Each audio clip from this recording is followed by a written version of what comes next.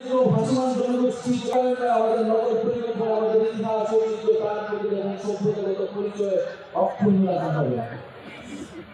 সমাজের প্রতিনিধি খেলার মাঠ ও সবুজ স্থান সংরক্ষণ বাধ্যতামূলক করব। আমাদের 21তম দফাটি হচ্ছে জলবায়ু সহনশীলতা ও নদী সমুদ্র রক্ষা। আমরা একটি জলবায়ু সহনশীল জীবনমুক্ত পরিকল্পিত বাংলাদেশ গড়ব, যেখানে ধ্বংসে কঠোর আইনি ব্যবস্থা গ্রহণ করব।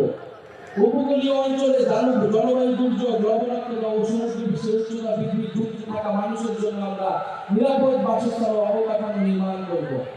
নবায়নযোগ্য জ্বালানি উৎপাদন ও ব্যবহার বাড়িয়ে জ্বালানি নিরাপত্তা পরিবেশ সংরক্ষণের টেকসই ভিত্তি গড়ে তুলব।